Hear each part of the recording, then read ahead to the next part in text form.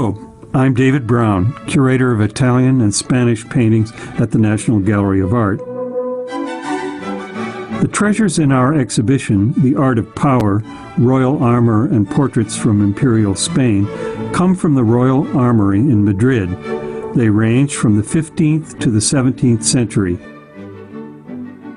and include some of the finest examples of Renaissance armor in the world.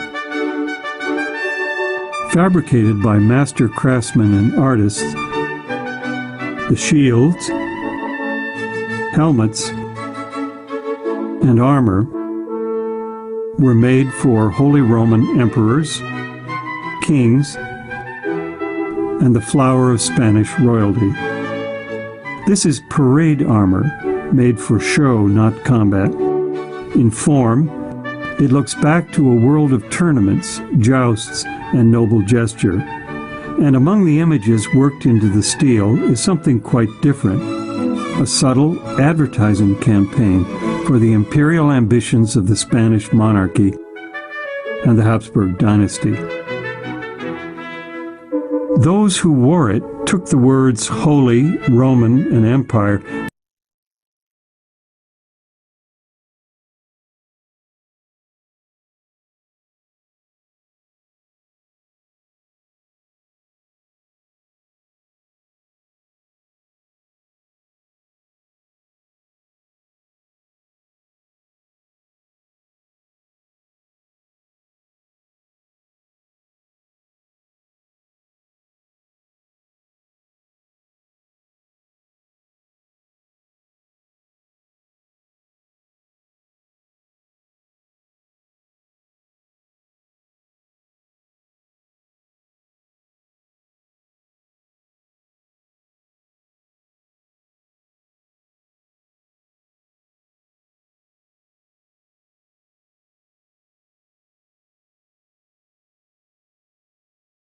Australia's location is important for the world's export, and its international trade is also very important. Since Australia has a large territory with vast, uninhabitable areas, all towns are scattered around.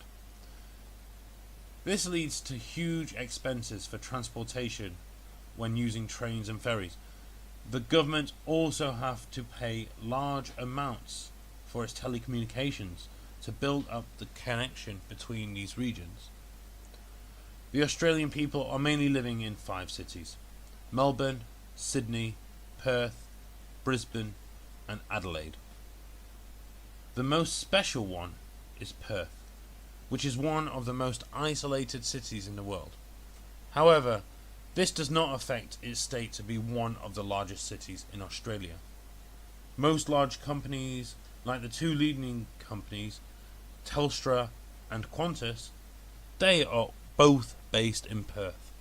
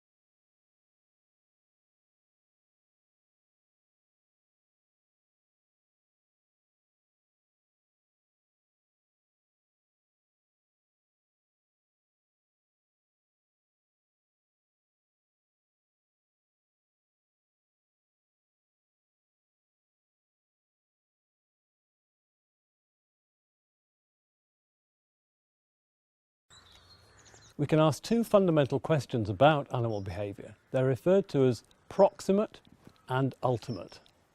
Proximate questions are those concerned with the mechanisms that bring about behaviour. Ultimate questions are those concerned with the evolution of behaviour. We can divide the proximate and ultimate questions into 2 sub-questions. For proximate, how does the behaviour develop? And secondly, what causes the behaviour? For ultimate, we can ask, how did the behaviour evolve? And secondly, What is the adaptive significance of the behaviour? What's its purpose? Together, these comprise what are called Tinbergen's 4 questions about animal behaviour.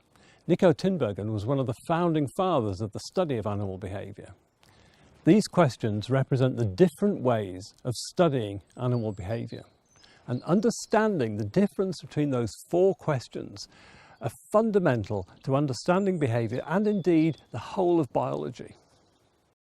How do we study animal behaviour? Well, that depends on the type of question we're hoping to answer.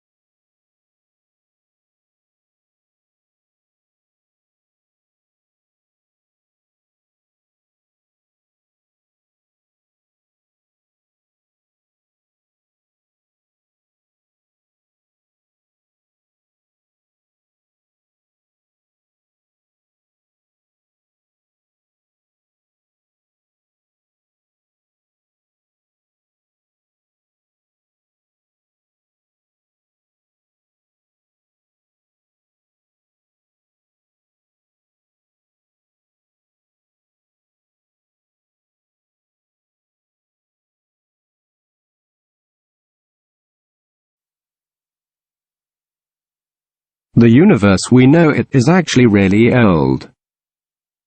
Do you know exactly how old is the universe?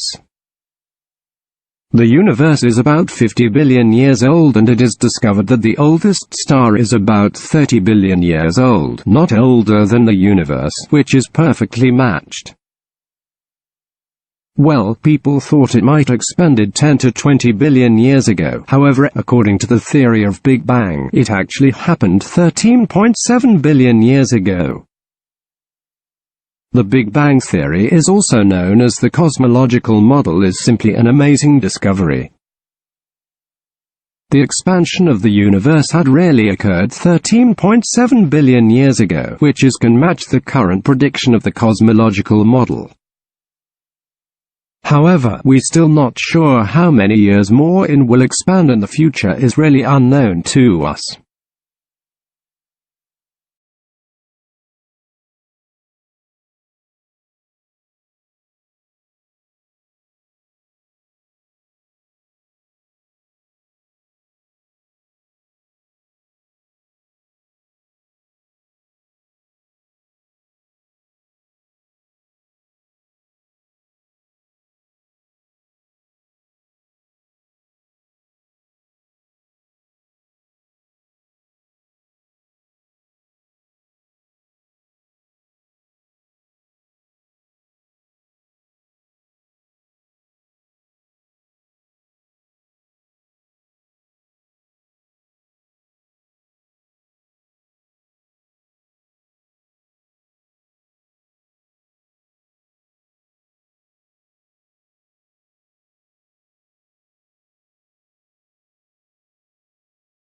This simulation shows what you might see if you were orbiting a black hole.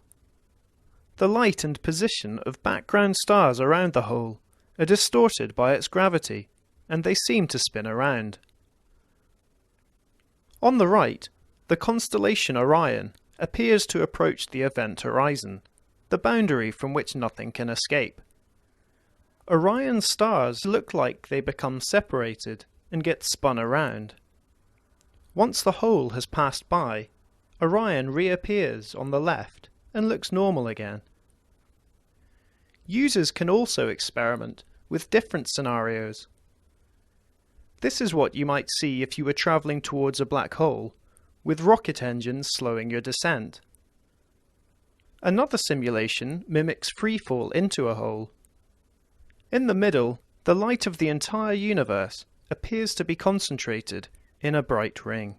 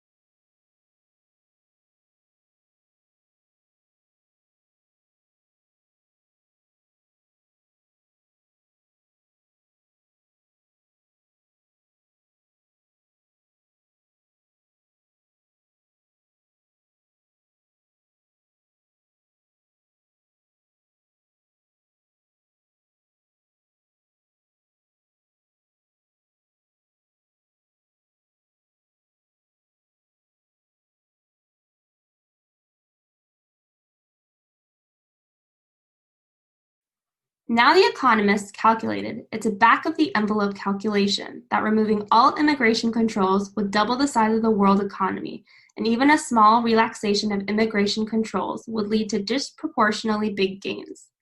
Now, from an ethical point of view, it's hard to argue against a policy that will do so much to help people that are much poorer than ourselves.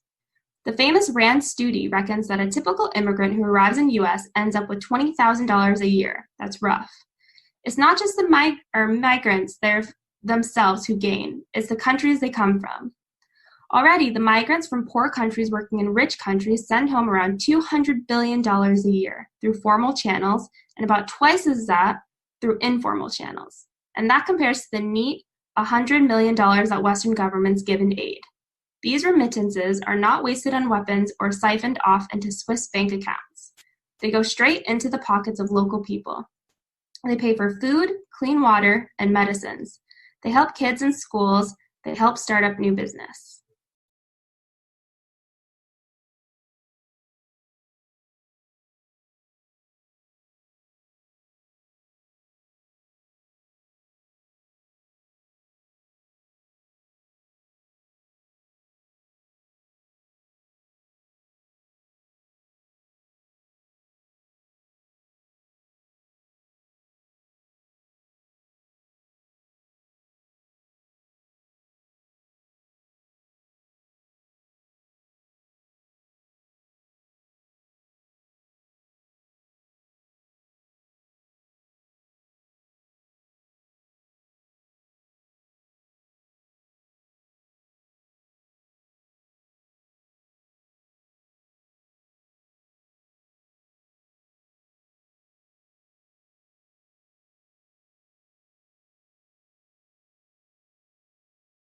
And so this is one picture that probably you all know what it is when you see it. It's a familiar looking image. It's something that probably we all have some personal experience with, right? This is a chest X-ray that would be taken in your doctor's office, for example, or a radiologist's office.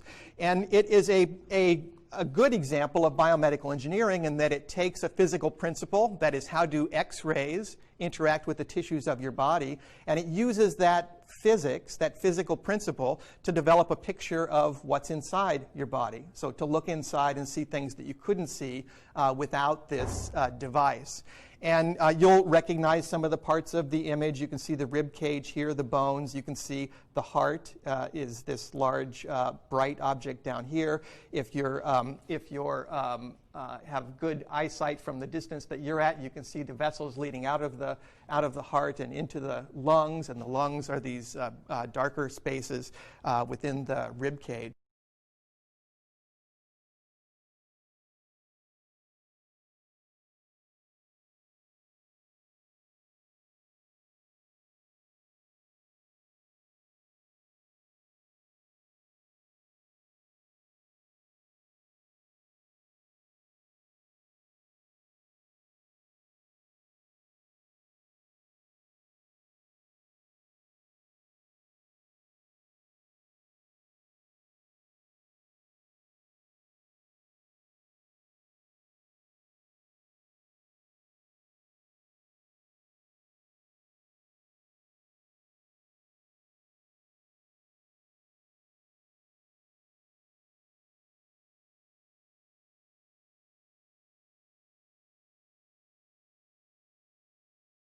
I have said before that you can't have a civilization that doesn't have art. When we think about the great civilizations historically, all of them had great production of culture and art because a society has to be able to observe itself.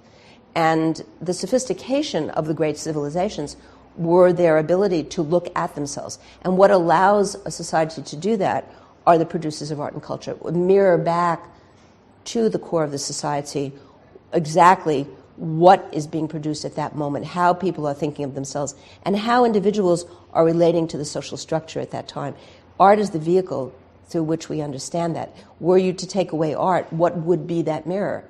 How would we see what we are about? How would we understand what was going on in Paris at the time of the Impressionists when people were learning to see in a completely different way, cinematography, period. All of these things are just emerging, and here are people looking at the world in a very different way, which was considered so radical at the time.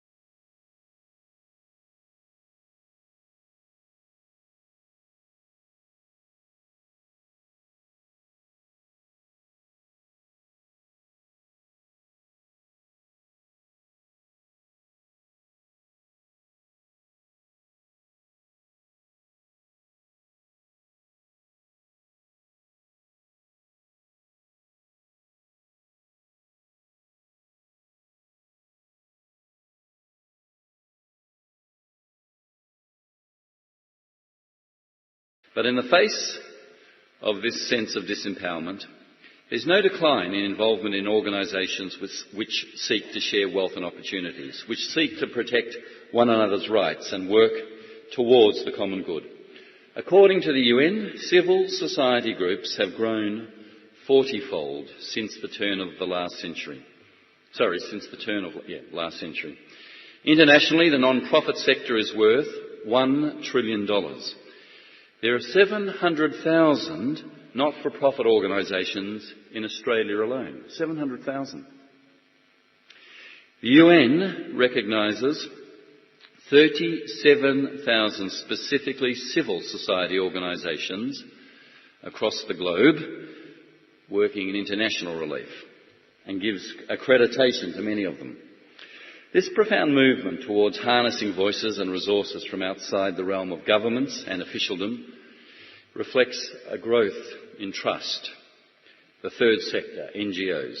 Putnam, who discovered in the field of local government in Italy, the best predictor of governmental success was the strength and density of a region's civic associations.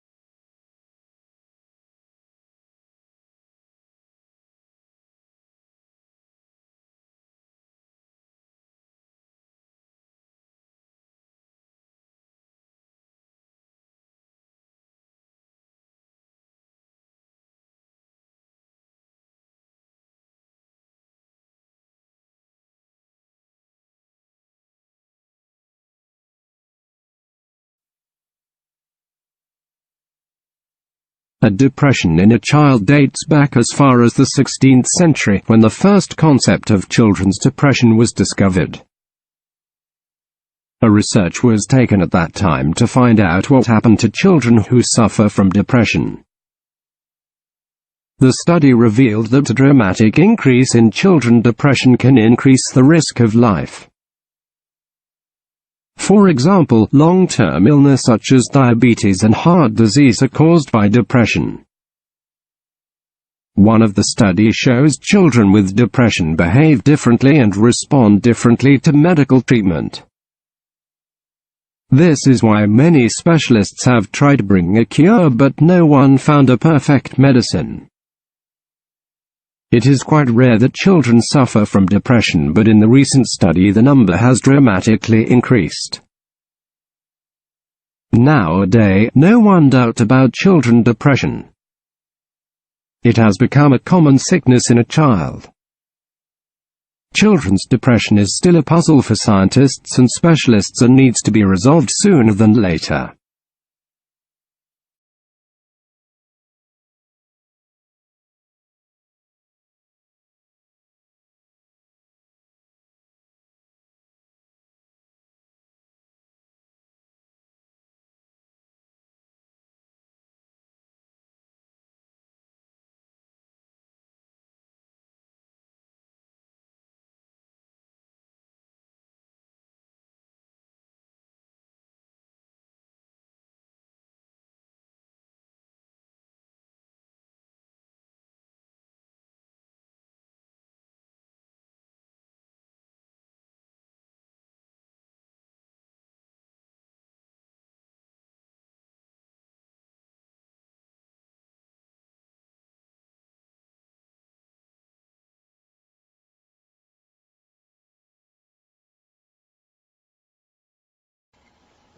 When this dog approaches some food, another dog's playful snarls are played back.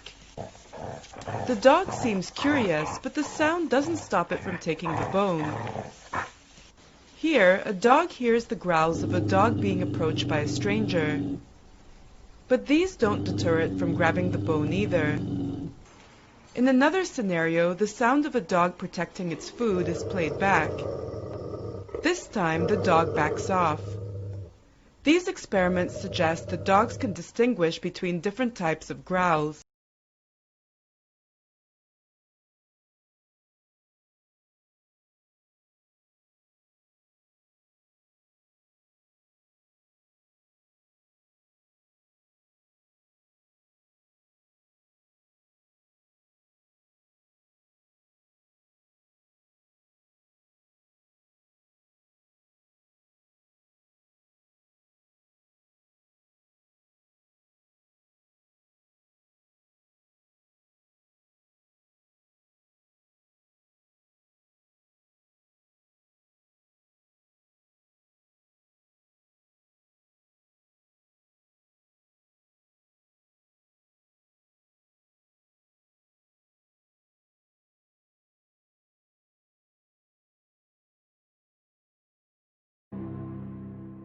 Now, we spend a lot of time thinking about how climate will affect crops, but crops affect climate themselves, and they do this in two ways.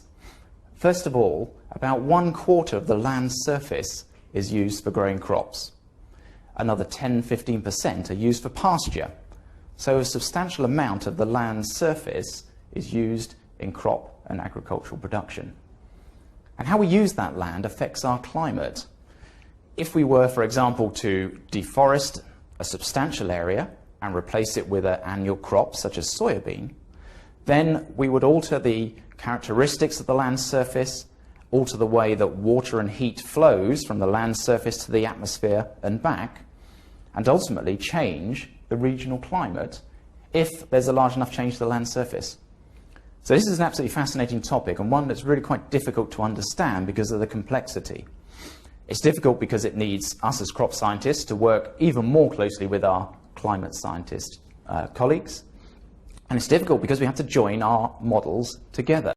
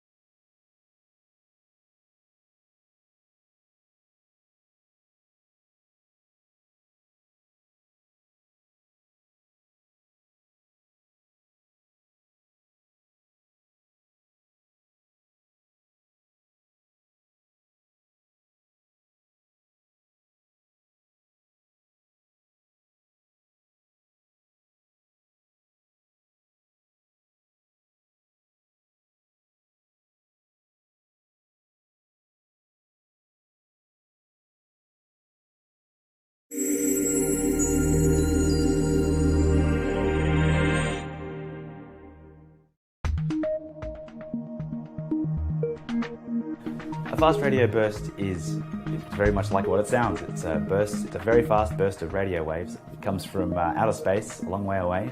And by fast, I mean really fast. So it starts and stops in about 1,000th of a second. So you click your fingers and it's finished. Fast radio bursts are a real mystery. We don't really understand exactly where they come from or what actually makes them. And there's a lot of open questions that we really don't have an answer for. There are probably more theories about what makes fast radio bursts than there are actual detections of these things. So since 2007 we've only had 20, but there are probably 30 or 40 different theories on what makes them.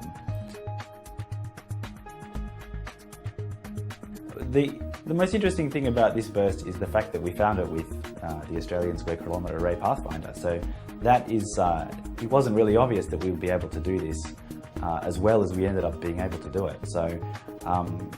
So this telescope is really a fantastic telescope. In fact, it's probably the best telescope on the planet at the moment for finding these bursts.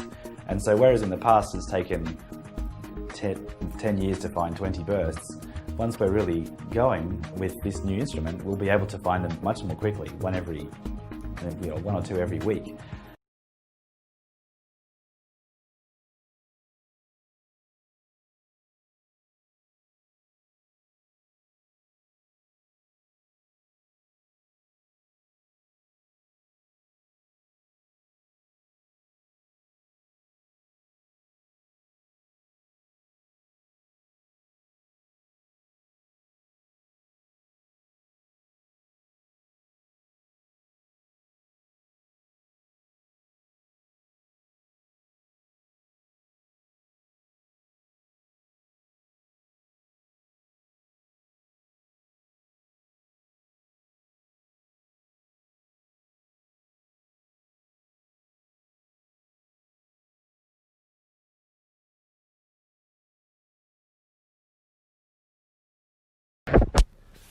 Last week we talked about how people recognize objects and how well people recognize objects, how difficult the problem is, and how objects can be seen in different sources of illumination, in different positions, in different angles. And yet we are able to extract that information, we are able to take visual stuff out there, interpret it in a way that allows us to recognize all the different things that we can see in our environment.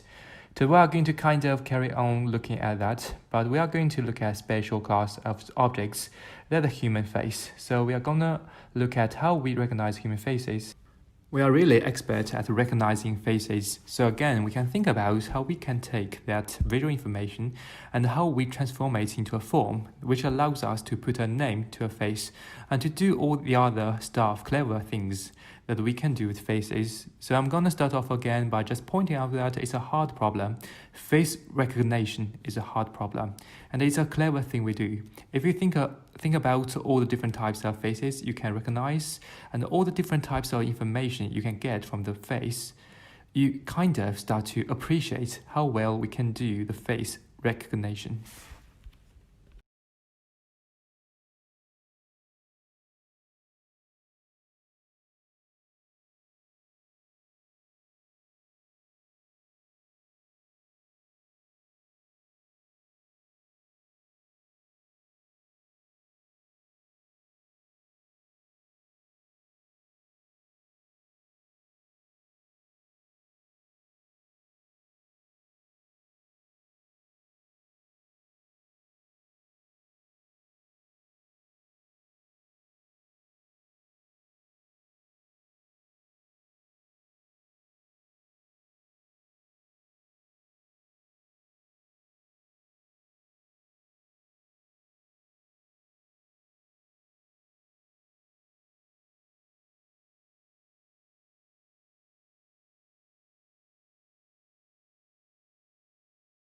In the 1950s, philosophers had this novel idea that perhaps the mind is just identical with the brain, okay? And this hadn't occurred to philosophers before. And it so happened that it happened around the same time that the first departments of neuroscience started forming, like at MIT and Stanford and so forth. But basically, there were a couple of philosophers, both educated here at Oxford, Place and Smart, and they made the claim that the mind just is the brain. So that is the identity theory. And with identity, identity in logic is the strongest relation. When you have identity between A and B, you don't have two things, you have one thing, all right? So now whenever you talk about mental events, you're talking about brain events. Whenever you're talking about brain events, you're talking about mental events, okay? So that's the identity theory. And it's very popular. It's basically the idea that mental properties are just properties of the brain.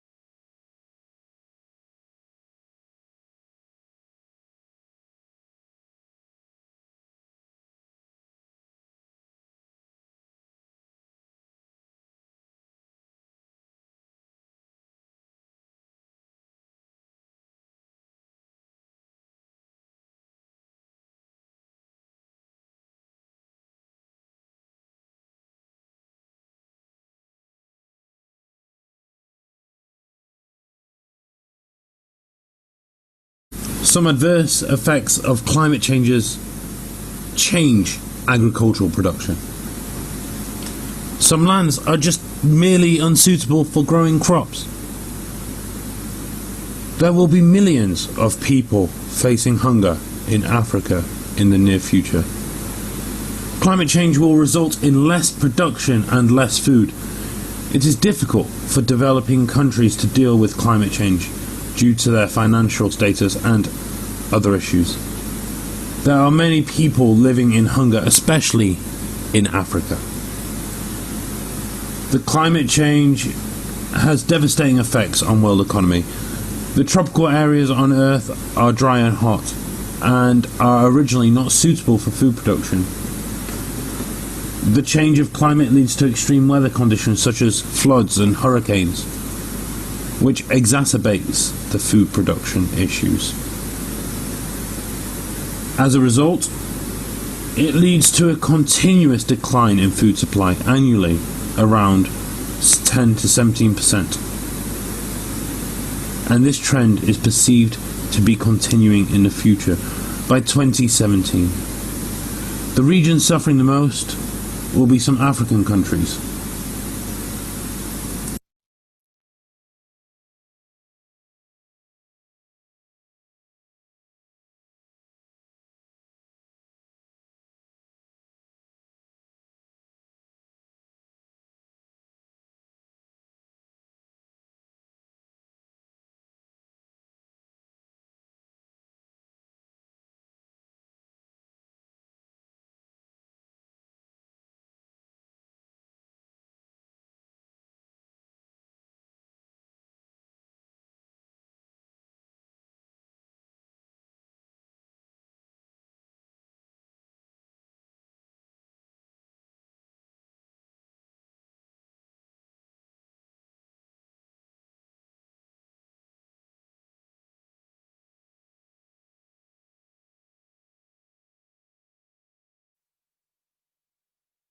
Today, in our class, we will discuss hypertext markup language, popularly known as HTML. It is a computer language devised to allow website creation. These websites can then be viewed by anyone else connected to the internet. It is relatively easy to learn, with the basics being accessible to most people in one sitting, and quite powerful in what it allows you to create. A group of people started to use HTML to write web pages. These group of people did these without advertisement, but only because they enjoyed it. Because of them today, we have access to web pages.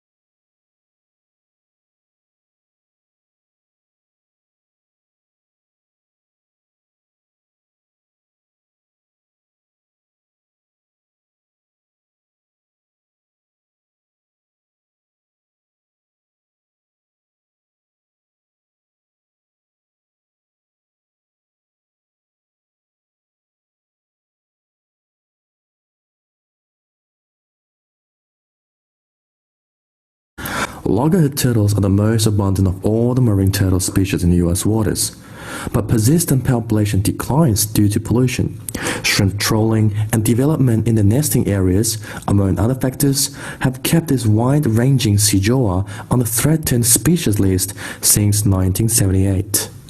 The enormous range encompasses all but the most frigid waters of the world's oceans. They seem to prefer coastal habitats, but often frequent inland water bodies and will travel hundreds of miles out to sea. The largest of all hard-shelled turtles, leatherbacks, are bigger but have soft shells. Loggerheads have massive heads, strong jaws, and a reddish-brown shell, or carapace. Adult males reach about 3 feet in shell length and weigh about 250 pounds, but large specimens of more than 1,000 pounds have been found. They are primarily carnivores, munching jellyfish, conchs, crabs, and even fish, but will eat seaweed and sargassum occasionally. Mature females will often return, sometimes over thousands of miles, to the beach where they hatched to lay their eggs. Worldwide population numbers are unknown, but scientists studying nesting populations are seeing marked decreases despite endangered species protections.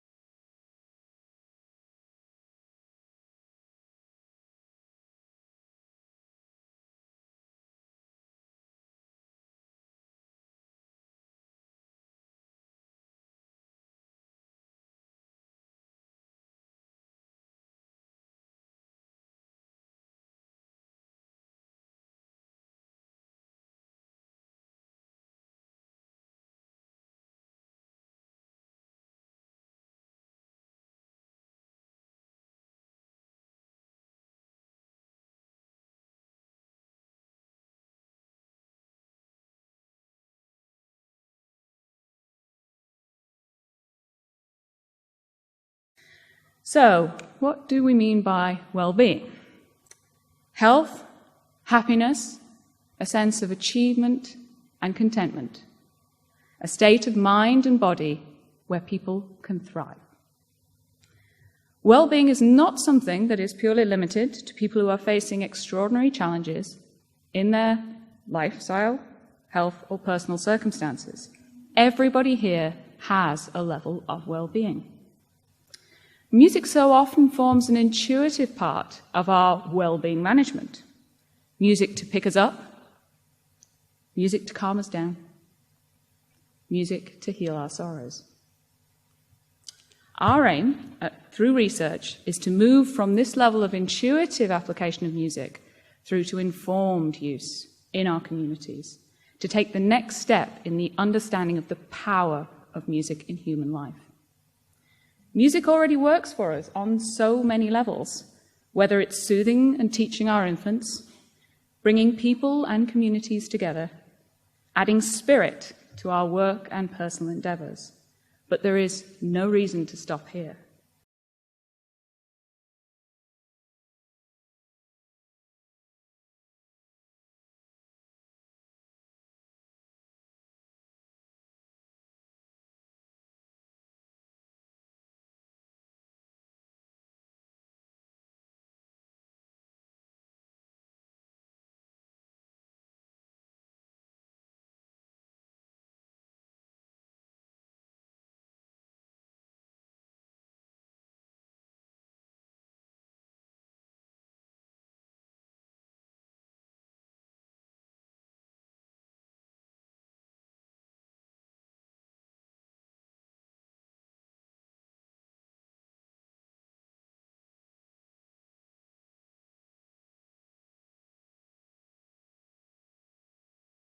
I'm just going to take on where Stafford left off. And the hormone I want to talk to you about is called melatonin.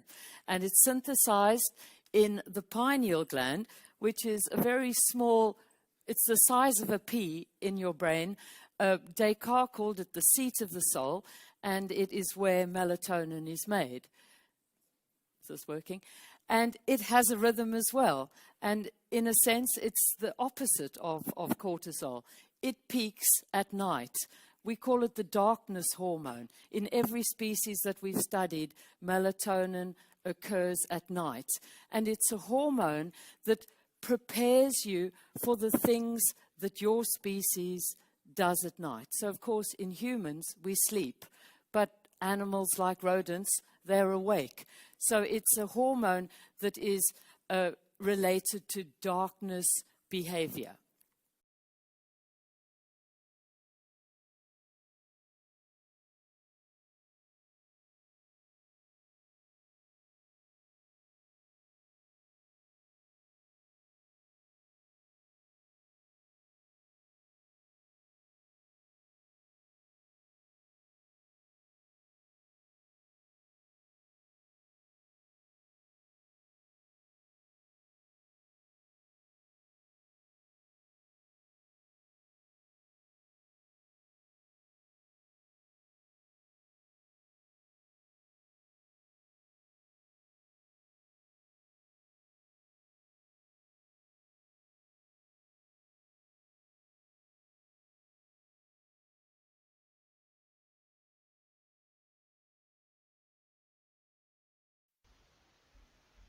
the basis of all life on Earth is the cell.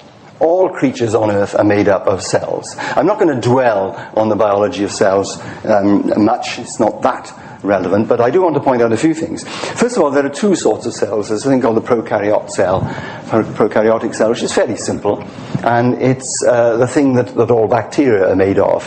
And then we have a eukaryotic cell, a much more complicated beast on the right, which didn't appear until well into the history of the biosphere on Earth. And there are many single-celled eukaryotes, but there are also, and importantly, multicellular organisms, and all of those are based on the eukaryotic cell.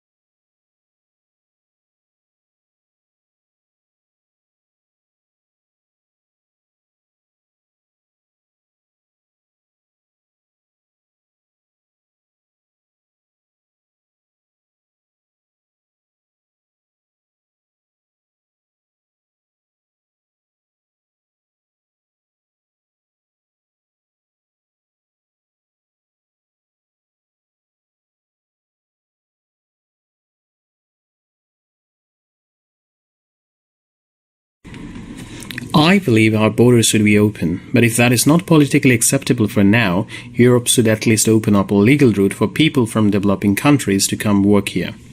Over time, hopefully, we can move to a position where borders are completely open. Persuading skeptics won't be easy. That's why I think the argument for free migration has to be made at several levels. A principle case: it increases freedom and reduces injustice. A humanitarian case: it helps people much poorer than ourselves. An economic case: it makes us richer. And a pragmatic case: it is inevitable. So it is in everyone's interest to make the best of it. Freedom of movement is not just a matter of human rights and international solidarity. It is in our self-interest.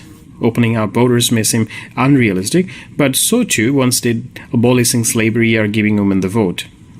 Campaigning for people's right to move freely is a noble cause for our time.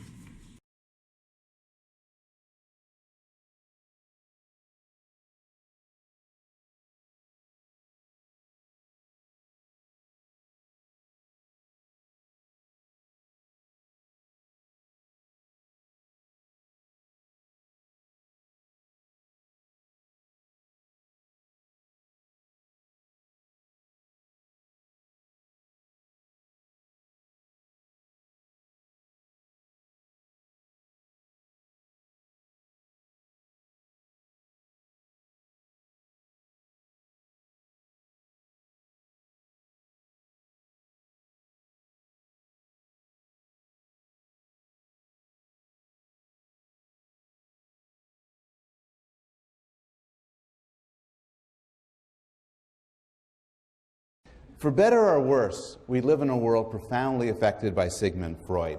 If I had to ask you, name a famous psychologist, the answer, most of you, would be Freud. He's the most famous psychologist ever, and he's had a profound influence on the 20th and 21st century. Some biographical information: he was born in the 1850s. He spent most of his life in Vienna, Austria, but he died in London, and he escaped to London soon after retreating there at the beginning of World War II, as the Nazis began to occupy where he lived. He's one of the most famous scholars ever, but he's not known for any single discovery. Instead, he's known for the development of an encompassing theory of mind, one that he developed over the span of many decades.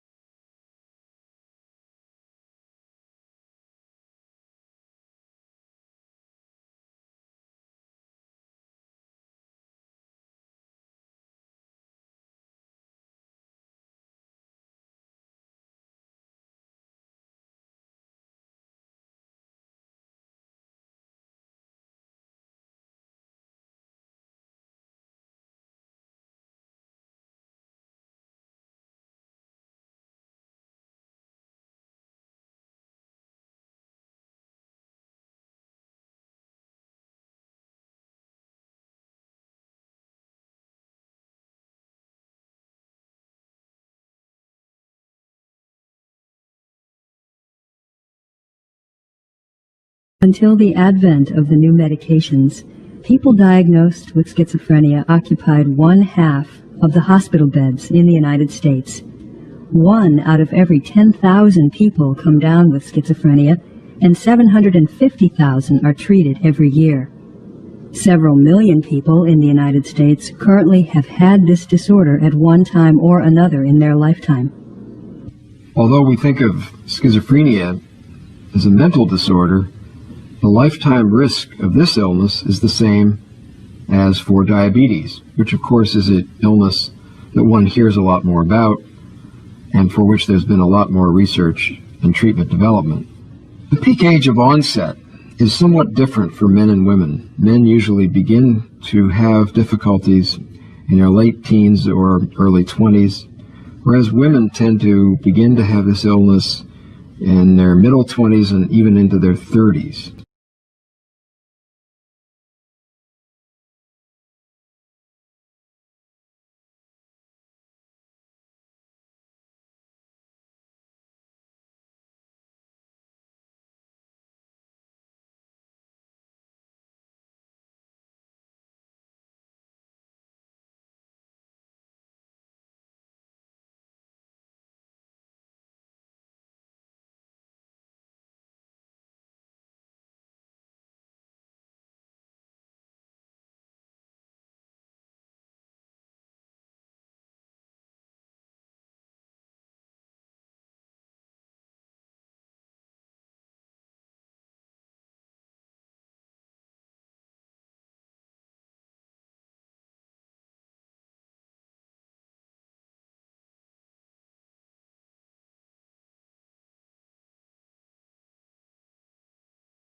Ever try to get a baby to smile?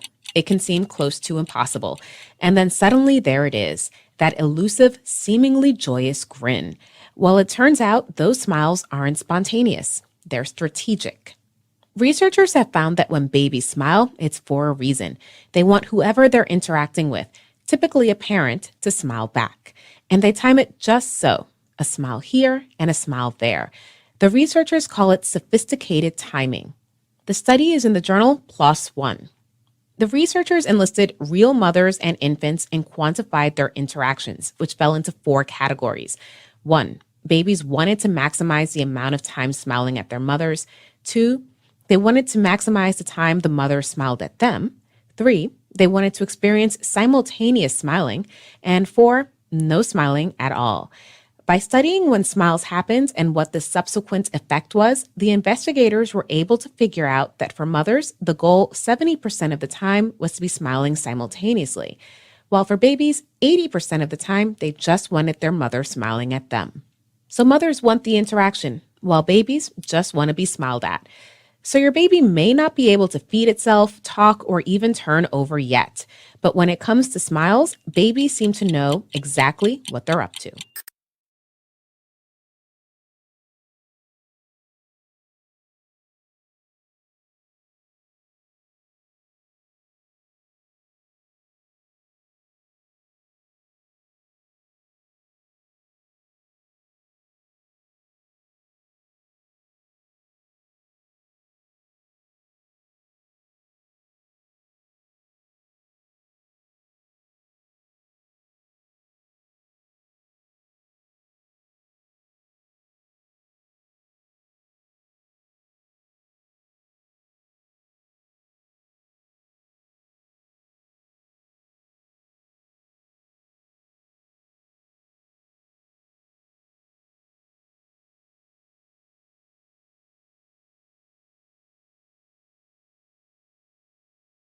Normally, however, spectacles are part of an assemblage of items, giving us an overall look.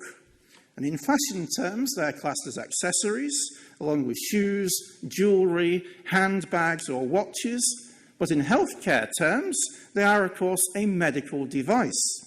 And in many languages other than English, they're often described as a prosthesis, an artificial part of the body, part of you, making you who you are.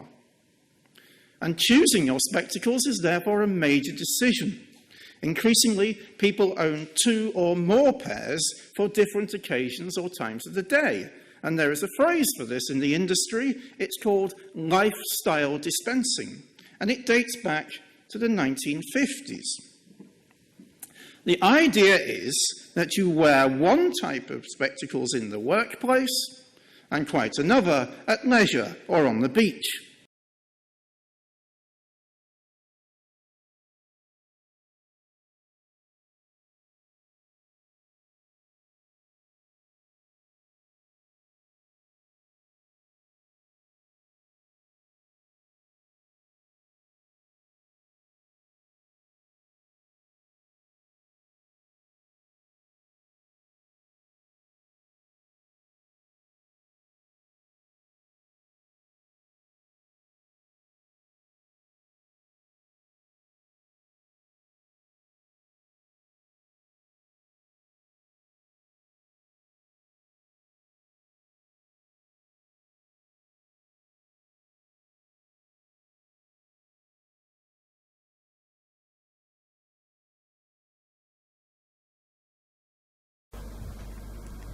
So when we talk about the polar regions, just to clarify exactly what we mean, we have first of all the Arctic at the top of the Earth and the Antarctic at the bottom.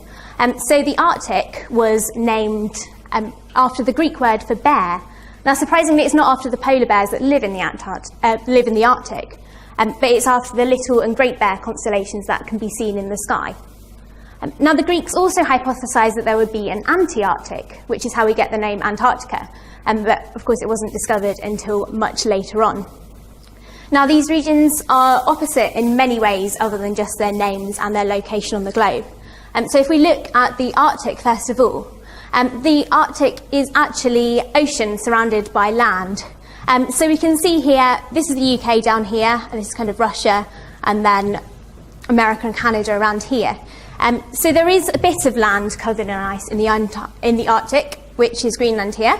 But mostly all this area here, surprisingly, a lot of people don't realise that this isn't actually land. The North Pole isn't on land, it's just one big ocean. So if you were to go to the North Pole, you could stand on it. But if you were to drill down through the ice, you would find ocean beneath it.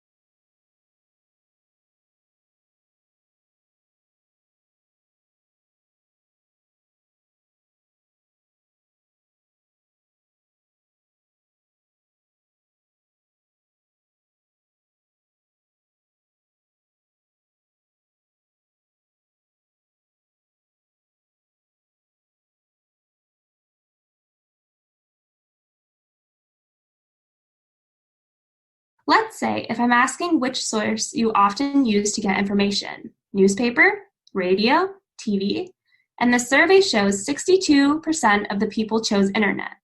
You might be thinking I am going to say how important the internet is, or how quickly it has changed the world for a few years. But what if I tell you this survey is conducted on the website globeandmail.com? Our answer will be different because the people who did this survey on a website must be frequent users of internet. This sample is a biased sample, so we have to pay attention to how a survey is conducted.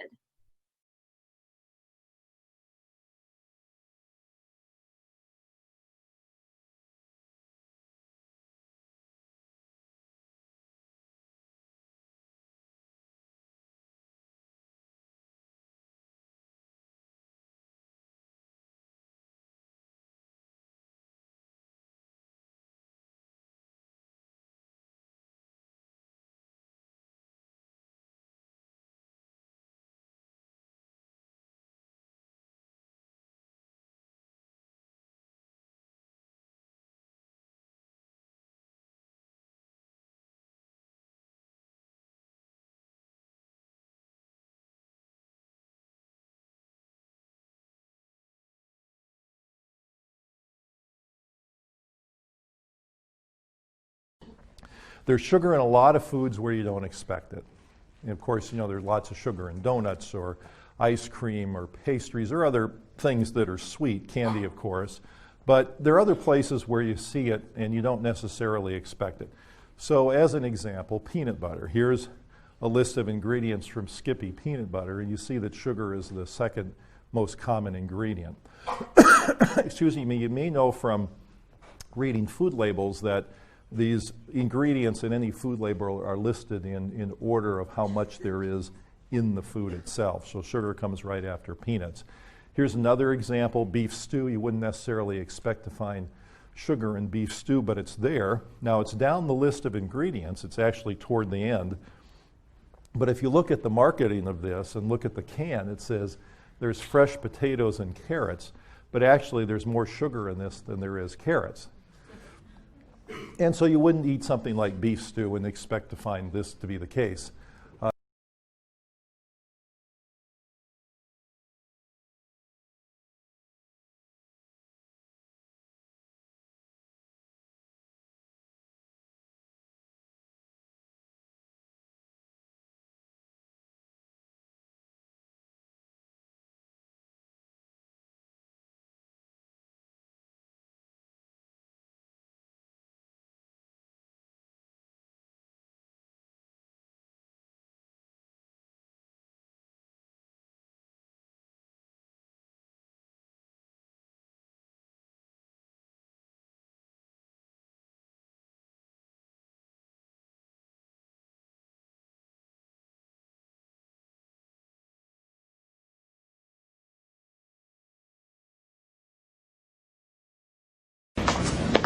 The library. Indeed, the library. We've all been to a historic library. We've all enjoyed the smell of a historic library. But what is it and what does it mean? When at UCL Center for Sustainable Heritage, we've recently been asked to assess the environment at another historic library at St. Paul's Cathedral, the Wren Library, an incredible place. And it has such an intensive smell of old books. And we were also asked, for the first time really, I was actually quite taken aback by the brief, we were asked, whatever you do, please preserve the smell. It's so important to our audience. It's so important how people perceive the library. So that was quite an important message in our research. And indeed, smell is an important way of how we communicate with the environment. This piece of research was done by an advertising company, because advertisers are so interested in how we interact with each other and the environment. And we see that the majority of people use sight, obviously, to interact with the environment. But on the second place, we see that smell is also very, very important.